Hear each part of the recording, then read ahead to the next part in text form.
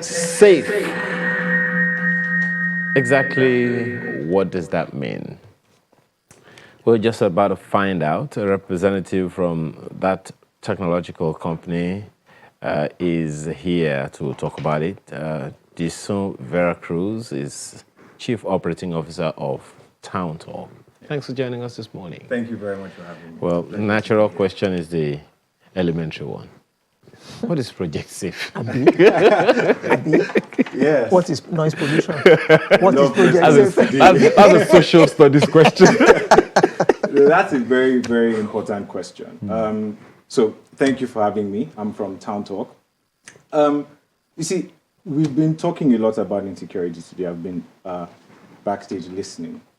And without needing to state the obvious, Nigeria is in a decade-long insurgency war. We have this herder-farmer clash. And we have this rise in kidnapping, right? Currently, as we speak, 618 schools in Nigeria are closed. That's a lot of students out of school, out of fear of kidnapping. But the truth, again, is that these issues don't affect you and I on a day-to-day basis, right? We are the regular victims of kidnapping, of banditry, and the vast majority of Nigerians aren't, right? We're more vulnerable to communal violence. We're more vulnerable to our own personal sort of safety and security issues. And to make this matter worse, there is this anxiety, right? Because there is no information on what are these risks? What is happening around?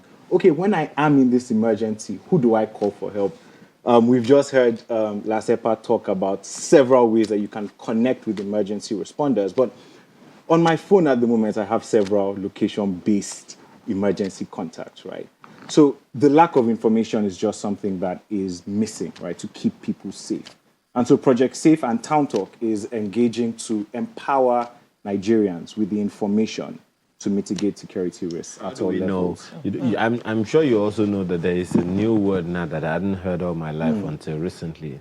It's infodemic. Yes. So how do we know? Yes. How do we separate Project Safe from the infodemic as a result of the pandemic that we are already in? Indeed. No, that's a very great question. In fact, one of the major challenges to combating insecurity in Nigeria today is the lack of access to credible information.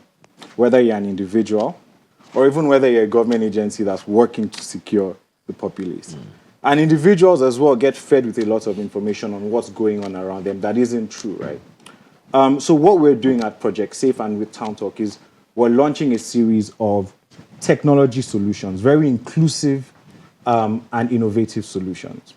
One of them is the Area app where people can share nearby events and people near that event can participate in verifying it either by saying they've seen it or submitting other forms of pictures or whatever. So we're able to control really how information flows. We also have a directory of 10,000 emergency response contacts across Nigeria. That's everything from police, fire, road safety, even artisans. And you mentioned the pandemic as well. A lot of people have been stuck in their homes over the last year. Sorry. And a lot of people have had home emergencies. Can talk about the number of times that something has gone wrong with my electricity or my water, and you don't know who you are calling into your house to fix all of those things. So having access to verified response channels is another thing that we're providing. The Area app is also available via USSD. So you can think of people in remote locations, people without smartphones, being able to just get information on what's around them and also on how to get help. And then there's a toll-free line as well, which has sort of automatic voice responses that helps people sort of just find key information that they're looking for. Okay, so somebody is listening now and is interested in getting the information which you provide. Yes. How do they go about it? Sure. One, how much does it cost them? And if you're providing this for free, how do you make your money? Okay, no, very, very good question. So once you join any of our ecosystems, right, you're able to also submit and share your experiences, what you're seeing and what you're How do going we through. join? You download the Area app, right? Simply by going to your Android Play Store, your Google, or your Android Store. App Store, or your Apple App Store, and you search Area by Towntalk. Or you can dial the USSD code Area by Town. Towntalk. Or you can dial the USSD code, which is *347*0#.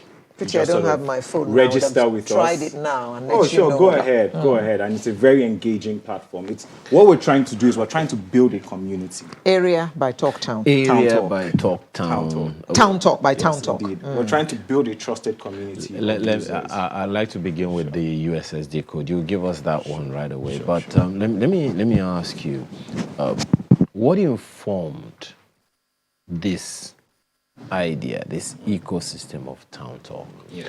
I ask because it is not the first time, that people will come up with such innovative solutions.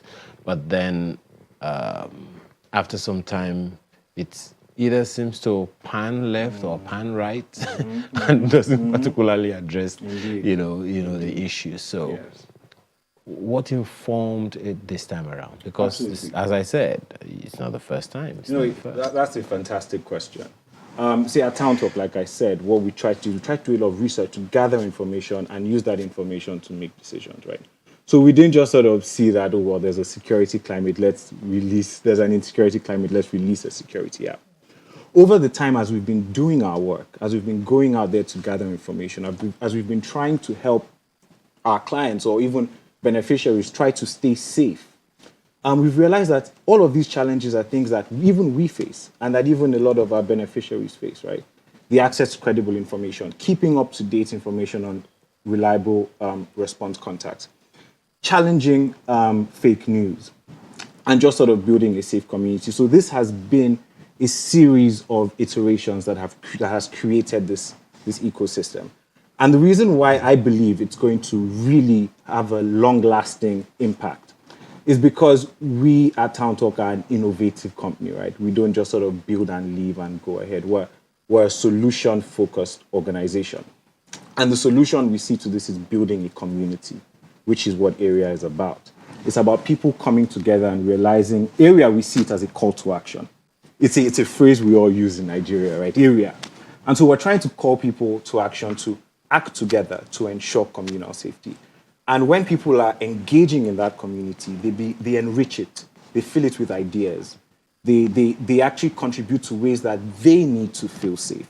Pretty much saying people should own the process. Absolutely. But in owning the process as well comes the challenge of marketing it to the people. Yeah. And we're talking about urban, Nigeria here. But don't also forget there is the suburban Nigerian, there's the rural Nigerian. I mean, you mentioned the fact the other time that, areas that do not have internet access and all of that. So how do we communicate this technological intervention for safety to them? How do we get it to them, so to speak? That's a very good question again. Thank you.